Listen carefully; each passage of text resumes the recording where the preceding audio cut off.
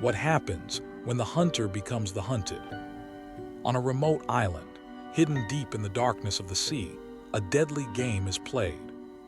A game where survival is the only rule, and losing means death. Tonight, you'll enter a world of suspense, fear, and ruthless pursuit. This is The Most Dangerous Game by Richard Connell. Listen closely, because in this story, no one is safe. Let's begin. "Off there to the right somewhere is a large island," said Whitney. "It's rather a mystery. What island is it?" Rainsford asked. "The old charts call it Shiptrap Island," Whitney replied. "A suggestive name, isn't it? Sailors have a curious dread of the place. I don't know why. Some superstition, can't see it," remarked Rainsford, trying to peer through the dank tropical night that was palpable as it pressed its thick, warm blackness in upon the yacht. "You've good eyes," said Whitney with a laugh, "and I've seen you pick off a moose moving in the brown fall bush at 400 yards, but even you can't see 4 miles or so through a moonless Caribbean night." "Nor 4 yards," admitted Rainsford. It's like moist black velvet." "It will be light enough in Rio," promised Whitney. "We should make it in a few days. I hope the Jaguar guns have come from Purdy's. We should have some good hunting up the Amazon. Great sport, hunting." "The best sport in the world," agreed Rainsford. "For the hunter," amended Whitney, "not for the jaguar." "Don't talk rot, Whitney," said Rainsford.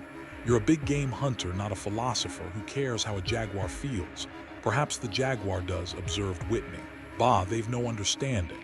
"Even so, I rather think they understand one thing: fear, the fear of pain and the fear of death." "Nonsense," laughed Rainsford. "This hot weather is making you soft, Whitney. Be a realist. The world is made up of 2 classes, the hunters and the hunties. Luckily, you and I are hunters. Do you think we've passed that island yet?" "I can't tell in the dark. I hope so." "I?" asked Rainsford. "The place has a reputation, a bad one." "Cannibals," suggested Rainsford. "Hardly. Even cannibals wouldn't live in such a godforsaken place. But it's gotten into sailor lore somehow. Didn't you notice that the crew's nerves seemed a bit jumpy today? They were a bit strange, now you mention it. Even Captain Nielsen. Yes, even that tough-minded old Swede who'd go up to the devil himself and ask him for a light. Those fishy blue eyes held a look I never saw there before. All I could get out of him was, 'This place has an evil name among seafaring men, sir.' Then he said to me very gravely, 'Don't you feel anything, as if the air about us was actually poisonous?' Now, you mustn't laugh when I tell you this. I did feel something like a sudden chill. There was no breeze. The sea was as flat as a plate glass window. We were drawing near the island then. What I felt was a mental chill, a sort of sudden dread." "Pure imagination," said Rainsford. "One superstitious sailor can taint the whole ship's company with his fear." "Maybe. But sometimes I think sailors have an extra sense that tells them when they are in danger. Sometimes I think evil is a tangible thing with wavelengths, just as sound and light have. An evil place can, so to speak, broadcast vibrations of evil. Anyhow, I'm glad we're getting out of this zone." "Well, I think I'll turn in now, Rainsford." "I'm not sleepy," said Rainsford. "I'm going to smoke another pipe up on the afterdeck." "Good night then, Rainsford. See you at breakfast." "Right. Good night, Whitney." There was no sound in the night as Rainsford sat there but the muffled throb of the engine that drove the yacht swiftly through the darkness and the swish and ripple of the wash of the propeller. Rainsford, reclining in a steamer chair, indolently puffed on his favorite briar. The sensuous drowsiness of the night was on him. "It's so dark," he thought, "that I could sleep without closing my eyes. The night would be my eyelids." An abrupt sound startled him. Off to the right he heard it, and his ears, expert in such matters, could not be mistaken. Again he heard the sound, and again. Somewhere off in the blackness, someone had fired a gun 3 times. Rainsford sprang up and moved quickly to the rail, mystified. He strained his eyes in the direction from which the reports had come, but it was like trying to see through a blanket. He leaped upon the rail and balanced himself there, to get greater elevation.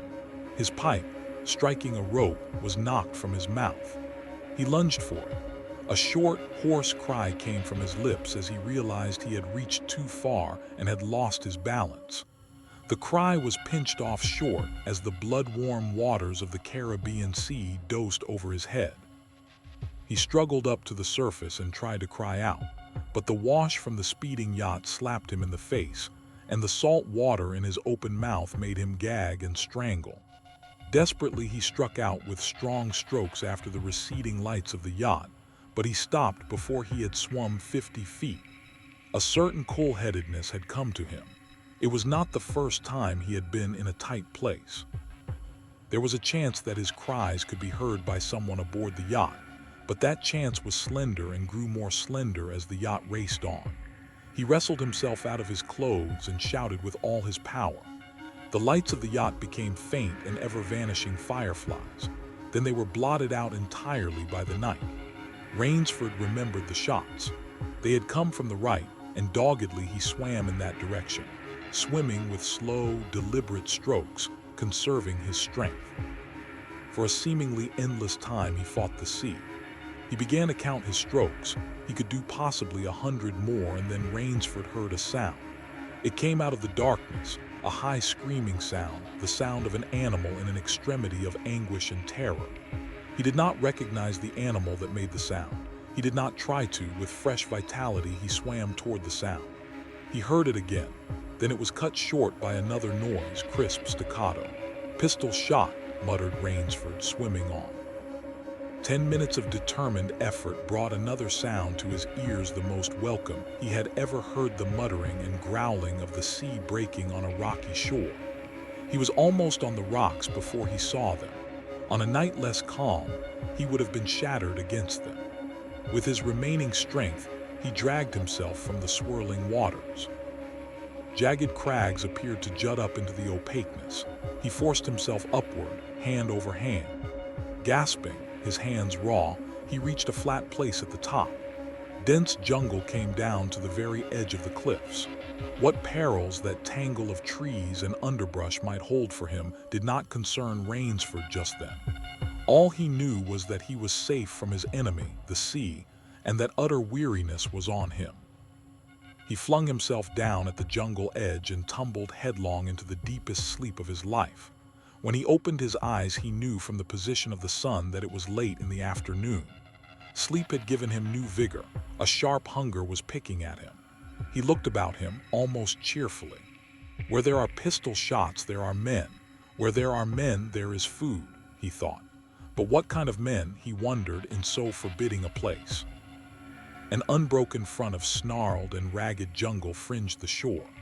He saw no sign of a trail through the closely knit web of weeds and trees.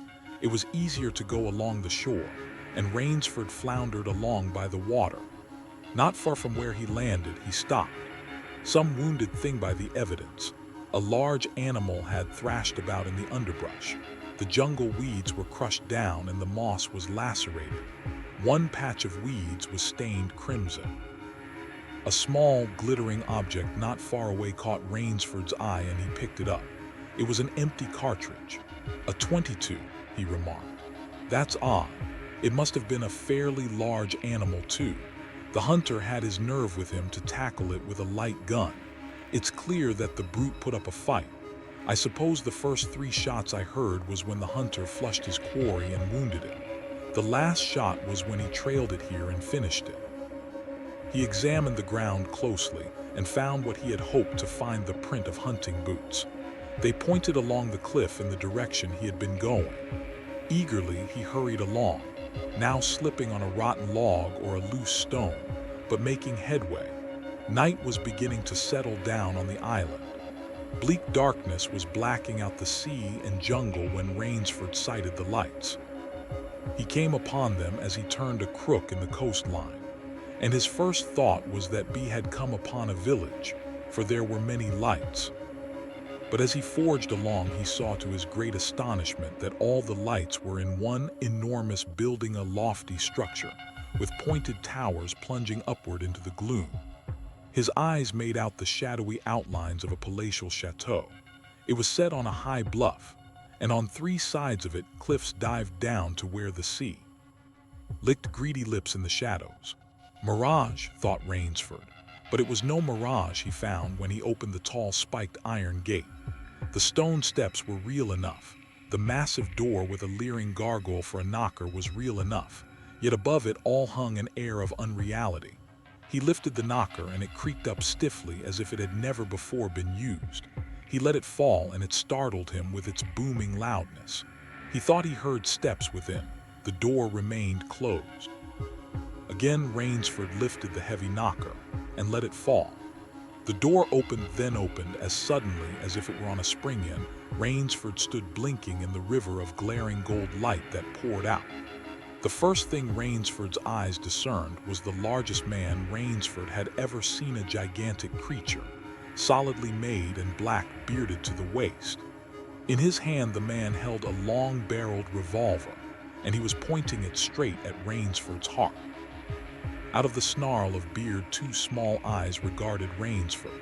"Don't be alarmed," said Rainsford with a smile which he hoped was disarming.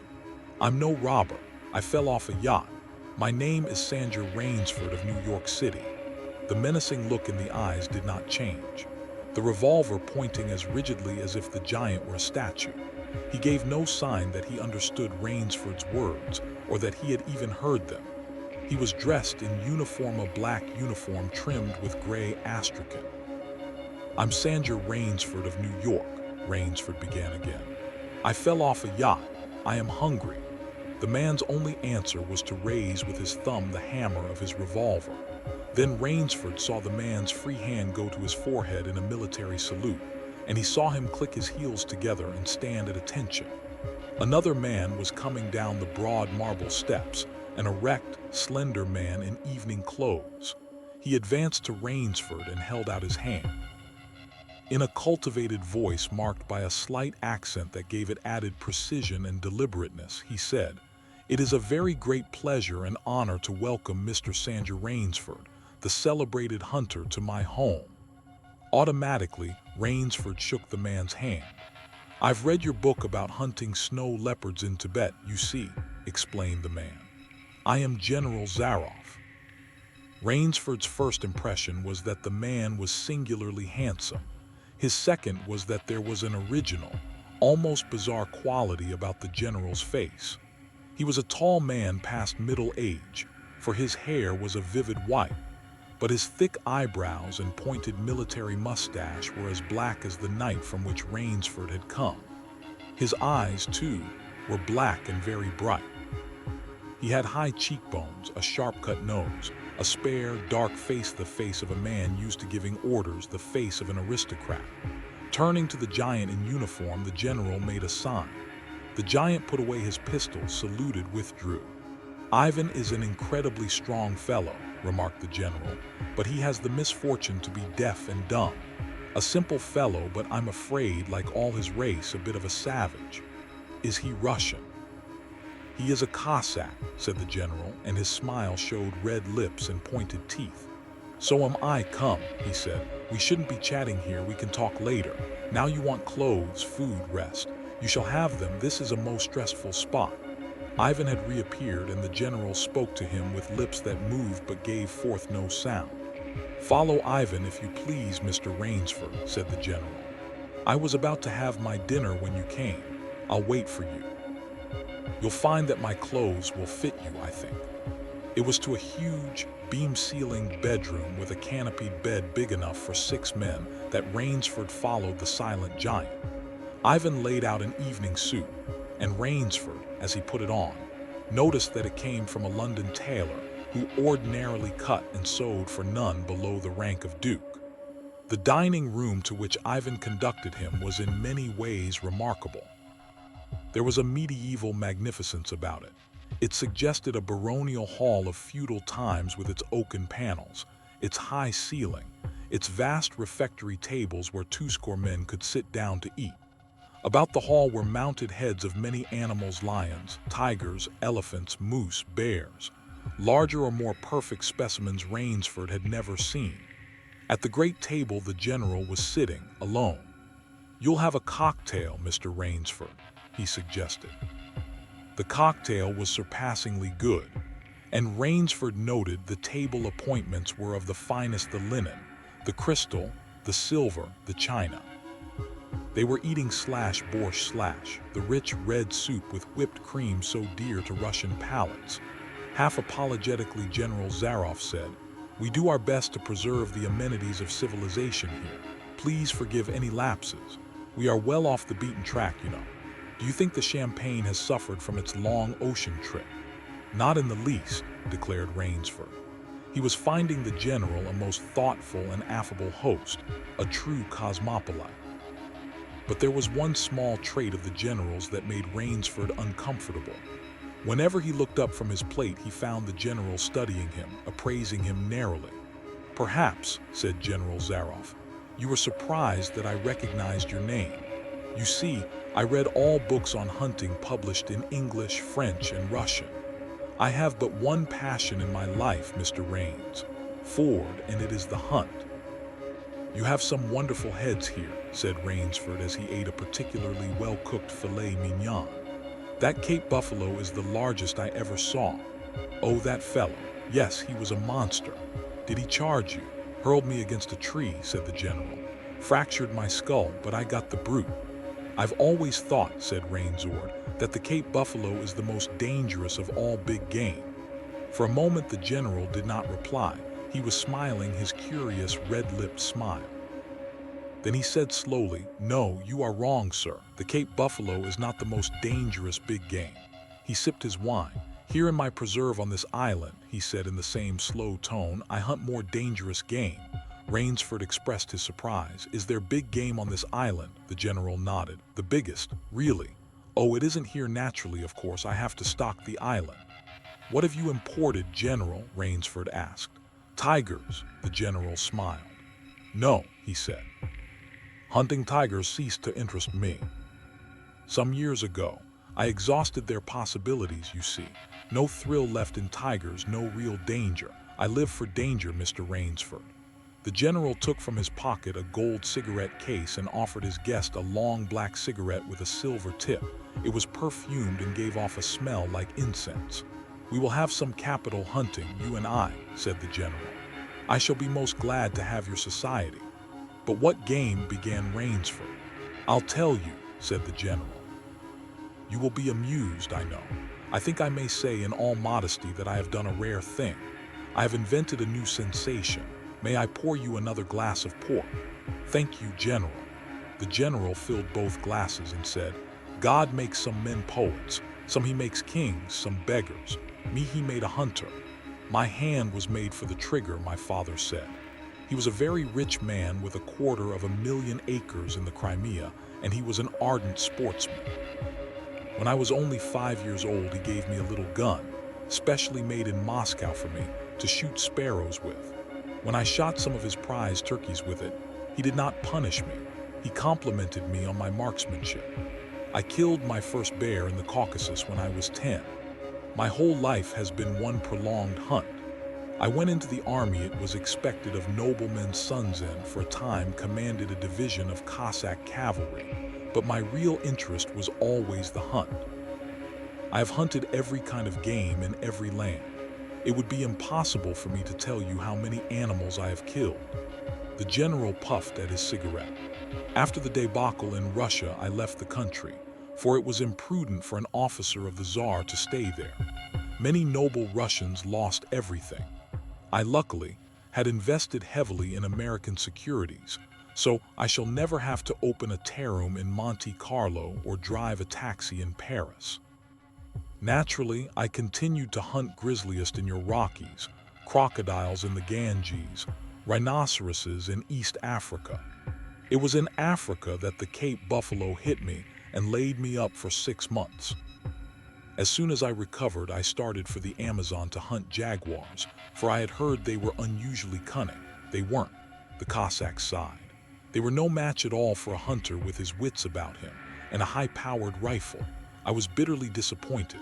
I was lying in my tent with a splitting headache one night when a terrible thought pushed its way into my mind. Hunting was beginning to bore me, and hunting, remember, had been my life. I have heard that in America businessmen often go to Pieces when they give up the business that has been their life. Yes, that's so, said Rainsford. The general smiled. I had no wish to go to pieces, he said.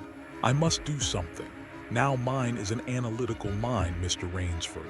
Doubtless that is why I enjoy the problems of the chase. No doubt, General Zaroff. So, continued the general, I asked myself why the hunt no longer fascinated me. You are much younger than I am, Mr. Rainsford, and have not hunted as much, but you perhaps can guess the answer. What was it? Simply this: hunting had ceased to be what you call a sporting proposition. It had become too easy. I always got my quarry. Always. There is no greater bore than perfection. The general lit a fresh cigarette. No animal had a chance with me anymore. That is no boast. It is a mathematical certainty. The animal had nothing but his legs and his instinct. Instinct is no match for reason. When I thought of this, it was a tragic moment for me, I can tell you. Rainsford leaned across the table, absorbed in what his host was saying. It came to me as an inspiration what I must do, the general went on. And that was, the general smiled the quiet smile of one who has faced an obstacle and surmounted it with success. I had to invent a new animal to hunt, he said. A new animal, you're joking. Not at all, said the general. I never joke about hunting. I needed a new animal, I found one. So I bought this island, built this house, and here I do my hunting. The island is perfect for my purposes. There are jungles with a maze of traits in them, hills, swamps. But the animal, General Zaroff. Oh, said the general, it supplies me with the most exciting hunting in the world. No other hunting compares with it for an instant. Every day I hunt, and I never grow bored now, for I have a quarry with which I can match my wits. Rainsford's bewilderment showed in his face. I wanted the ideal animal to hunt, explained the general. So I said, what are the attributes of an ideal quarry? And the answer was, of course, it must have courage, cunning, and above all, it must be able to reason.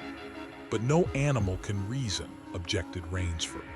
My dear fellow, said the general, there is one that can. But you can't mean, gasped Rainsford.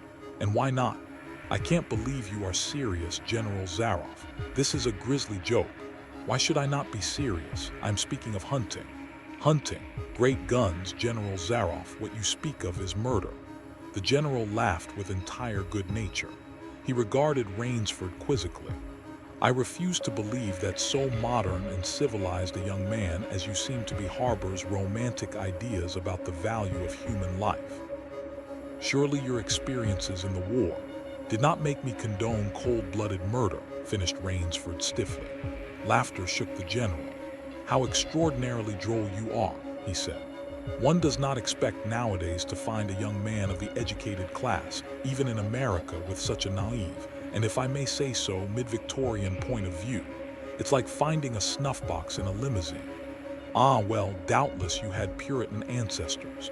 So many Americans appear to have had. I'll wager you'll forget your notions when you go hunting with me. You've a genuine new thrill in store for you, Mr. Rainsford. Thank you, I'm a hunter, not a murderer. Dear me, said the general, quite unruffled, again that unpleasant word, but I think I can show you that your scruples are quite ill-founded. Yes, life is for the strong to be lived by the strong, and if needs be. Taken by tea if I win, began Rainsford huskily. I'll cheerfully acknowledge myself defeat if I do not find you by midnight of the third day, said General Zaroff.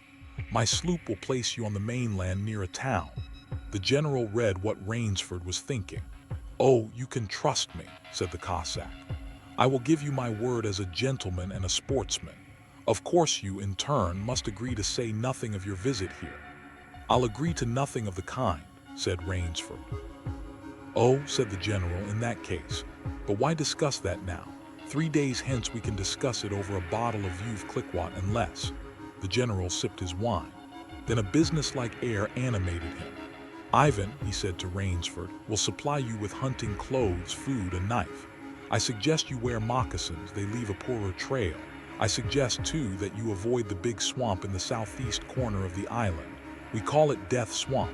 There's quicksand there. One foolish fellow tried it. The deplorable part of it was that Lazarus followed him. You can imagine my feelings, Mr. Rainsford. I loved Lazarus. He was the finest hound in my pack. Well, I must beg you to excuse me now. I always take a siesta after lunch. You'll hardly have time for a nap, I fear. You'll want to start, no doubt. I shall not follow till dusk. Hunting at night is so much more exciting than by day, don't you think? Au revoir, Mr. Rainsford, au revoir. General Zaroff, with a deep, courtly bow, strolled from the room. From another door came Ivan. Under one arm he carried khaki hunting clothes, a haversack of food, a leather sheath containing a long-bladed hunting knife. His right hand rested on a cocked revolver thrust in the crimson sash about his waist. Rainsford had fought his way through the bush for 2 hours. I must keep my nerve. I must keep my nerve, he said through tight teeth. He had not been entirely clear-headed when the chateau gate snapped shut behind him. His whole idea at first was to put distance between himself and General Zaroff, and to this end he had plunged along, spurred on by the sharp roars of something very like panic. Now he had got a grip on himself, had stopped, and was taking stock of himself and the situation. He saw that straight flight was futile. Inevitably it would bring him face to face with the sea. He was in a picture with a frame of water, and his operations, clearly, must take place within that frame. I'll give him a trail to follow, muttered Rainsford, and he struck off from the rude path he had been following into the trackless wilderness. He executed a series of intricate loops. He doubled on his trail again and again, recalling all the lore of the fox hunt and all the dodges of the fox. Night found him leg-weary, with hands and face lashed by the branches on a thickly wooded ridge. He knew it would be insane to blunder on through the dark, even if he had the strength. His need for rest was imperative, and he thought, I have played the fox, now I must play the cat of the fable. A big tree with a thick trunk and outspread branches was nearby, and taking care to leave not the slightest mark, he climbed up into the crotch and, stretching out on one of the broad limbs, after a fashion, rested. Rest brought him new confidence and almost a feeling of security. Even so zealous a hunter as General Zaroff could not trace him there, he told himself. Only the devil himself could follow that complicated trail through the jungle after dark. But perhaps the general was a devil, and apprehensive night crawled slowly by like a wounded snake, and sleep did not visit Rainsford, although the silence of a dead world was on the jungle. Toward morning, when a dingy gray was varnishing the sky, the cry of some startled bird focused Rainsford's attention in that direction. Something was coming through the bush, coming slowly, carefully, coming by the same winding way Rainsford had come. He flattened himself down on the limb, and through a screen of leaves almost as thick as tapestry he watched. That which was approaching was a man. It was General Zaroff. He made his way along with his eyes fixed in utmost concentration on the ground before him. He paused, almost beneath the tree, dropped to his knees and studied the ground. Rainsford's impulse was to hurl himself down like a panther, but he saw that the general's right hand held something metallic, a small automatic pistol. The hunter shook his head several times, as if he were puzzled. Then he straightened up and took from his case one of his black cigarettes. Its pungent, incense-like smoke floated up to Rainsford's nostrils. Rainsford held his breath. The general's eyes had left the ground and were traveling inch by inch up the tree. Rainsford froze there, every muscle tensed for a spring. But the sharp eyes of the hunter stopped before they reached the limb where Rainsford lay. A smile spread over his brown face. Very deliberately, he blew a smoke ring into the air. Then he turned his back on the tree and walked carelessly away, back along the trail he had come. The swish of the underbrush against his hunting boots grew fainter and fainter. The pent-up air burst hotly from Rainsford's lungs. His first thought made him feel sick and numb. The general could follow a trail through the woods at night. He could follow an extremely difficult trail. He must have uncanny powers. Only by the merest chance had the Cossack failed to see his quarry. Rainsford's second thought was even more terrible. It sent a shudder of cold horror through his whole being. Why had the general smiled? Why had he turned back? Rainsford did not want to believe what his reason told him was true, but the truth was as evident as the sun that had by now pushed through the morning mists. The general was playing with him. The general was saving him for another day's sport. The Cossack was the cat, he was the mouse. Then it was that Rainsford knew the full meaning of terror. I will not lose my nerve. I will not. He slid down from the tree and struck off again into the woods. His face was set and he forced the machinery of his mind to function. 300 yards from his hiding place, he stopped where a huge dead tree leaned precariously on a smaller, living one. Throwing off his sack of food, Rainsford took his knife from its sheath and began to work with all his energy. The job was finished at last, and he threw himself down behind a fallen log 100 feet away. He did not have to wait long. The cat was coming again to play with the mouse. Following the trail with the sureness of a bloodhound came General Zaroff. Nothing escaped those searching black eyes. No crushed blade of grass, no bent twig, no mark, no matter how faint in the moss. So intent was the Cossack on his stalking that he was upon the thing Rainsford had made before he saw it. His foot touched the protruding bough that was the trigger. Even as he touched it, the general sensed his danger and leaped back with the agility of an ape. But he was not quite quick enough. The dead tree, delicately adjusted to rest on the cut living one, crashed down and struck the general a glancing blow on the shoulder as it fell. But for his alertness, he must have been smashed beneath it. He staggered, but he did not fall, nor did he drop his revolver. He stood there rubbing his injured shoulder, and Rainsford, with fear again gripping his heart, heard the general's mocking laugh ring through the jungle. "Rainsford," called the general, "if you are within sound of my voice, as I suppose you are, let me congratulate you. Not many men know how to make a Malay man-catcher. Luckily for me, I too have hunted in Malacca. You are proving interesting, Mr. Rainsford.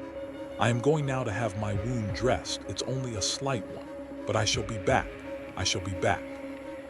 When the general, nursing his bruised shoulder, had gone, Rainsford took up his flight again. It was flight now, a desperate, hopeless flight that carried him on for some hours. Dusk came, then darkness, and still he pressed on. The ground grew softer under his moccasins. The vegetation grew ranker, denser. Insects bit him savagely.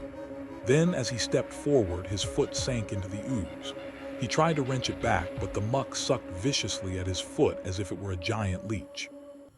With a violent effort, he tore his feet loose. He knew where he was now, Death Swamp and its quicksand. His hands were tight closed, as if his nerve were something tangible that someone in the darkness was trying to tear from his grip. The softness of the earth had given him an idea. He stepped back from the quicksand a dozen feet or so, and like some huge prehistoric beaver, he began to dig. Rainsford had dug himself in France when a second's delay meant death. That had been a placid pastime compared to his digging now. The pit grew deeper. When it was above his shoulders, he climbed out and from some hard saplings cut stakes and sharpened them to a fine point. These stakes he planted in the bottom of the pit with the point sticking up. With flying fingers, he wove a rough carpet of weeds and branches, and with it, he covered the mouth of the pit. Then, wet with sweat and aching with tiredness, he crouched behind the stump of a lightning-charred tree. He knew his pursuer was coming. He heard the padding sound of feet on the soft earth, and the night breeze brought him the perfume of the general's cigarette. It seemed to Rainsford that the general was coming with unusual swiftness. He was not feeling his way along foot by foot. Rainsford, crouching there, could not see the general, nor could he see the pit. He lived a year in a minute. Then he felt an impulse to cry aloud with joy, for he heard the sharp crackle of the breaking branches as the cover of the pit gave way. He heard the sharp scream of pain as the pointed stakes found their mark. He leaped up from his place of concealment. Then he cowered back. 3 feet from the pit, a man was standing with an electric torch in his hand. "You've done well, Rainsford," the voice of the general called. "Your Burmese tiger pit has claimed one of my best dogs. Again you score. I think, Mr. Rainsford, you'll see what you can do against my whole pack. I'm going home for a rest now. Thank you for a most amusing evening." At daybreak, Rainsford, lying near the swamp, was awakened by a sound that made him know that he had new things to learn about fear.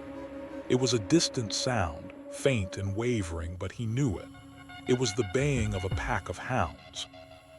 Rainsford knew he could do one of two things. He could stay where he was and wait. That was suicide. He could flee. That was postponing the inevitable. For a moment he stood there thinking. An idea that held a wild chance came to him, and tightening his belt, he headed away from the swamp. The baying of the hounds drew nearer, then still nearer, nearer, ever nearer. On a ridge, Rainsford climbed a tree. Down a watercourse, not a quarter of a mile away, he could see the bush moving. Straining his eyes, he saw the lean figure of General Zaroff. Just ahead of him, Rainsford made out another figure whose wide shoulders surged through the tall jungle weeds. It was the giant Ivan, and he seemed pulled forward by some unseen force. Rainsford knew that Ivan must be holding the pack in leash. They would be on him any minute now. His mind worked frantically. He thought of a native trick he had learned in Uganda. He slid down the tree. He caught hold of a springy young sapling, and to it he fastened his hunting knife with the blade pointing down the trail. With a bit of wild grapevine, he tied back the sapling. Then he ran for his life. The hounds raised their voices as they hit the fresh scent. Rainsford knew now how an animal at bay feels. He had to stop to get his breath. The baying of the hounds stopped abruptly, and Rainsford's heart stopped too. They must have reached the knife. He shinned excitedly up a tree and looked back. His pursuers had stopped. But the hope that was in Rainsford's brain when he climbed died, for he saw in the shallow valley that General Zaroff was still on his feet, but Ivan was not. The knife, driven by the recoil of the springing tree, had not wholly failed. Rainsford had hardly tumbled to the ground when the pack took up the cry again. "Nerve, nerve, nerve," he panted as he dashed along. A blue gap showed between the trees dead ahead. Ever nearer drew the hounds. Rainsford forced himself on toward that gap. He reached it. It was the shore of the sea. Across a cove he could see the gloomy gray stone of the chateau. 20 feet below him the sea rumbled and hissed. Rainsford hesitated. He heard the hounds. Then he leaped far out into the sea. When the general and his pack reached the place by the sea, the Cossack stopped. For some minutes he stood regarding the blue-green expanse of water. He shrugged his shoulders. Then he sat down, took a drink of brandy from a silver flask, lit a cigarette, and hummed a bit from Butterfly. General Zaroff had an exceedingly good dinner in his great paneled dining hall that evening. With it he had a bottle of Paul Roger and half a bottle of. Two slight annoyances kept him from perfect enjoyment. One was the thought that it would be difficult to replace Ivan. The other was that his quarry had escaped him. Of course, the American hadn't played the game, so thought the general as he tasted his after-dinner liqueur.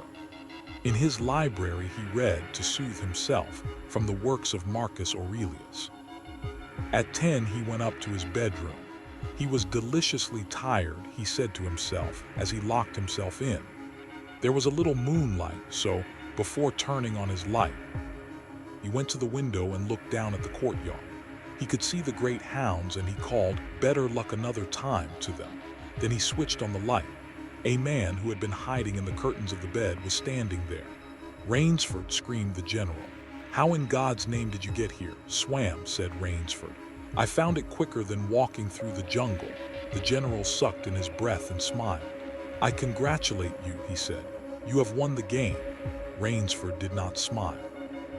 "I am still a beast at bay," he said in a low, hoarse voice. "Get ready, General Zaroff." The general made one of his deepest bows. "I see," he said. "Splendid. One of us is to furnish a repast for the hounds. The other will sleep in this very excellent bed. On guard, Rainsford." He had never slept in a better bed, Rainsford decided.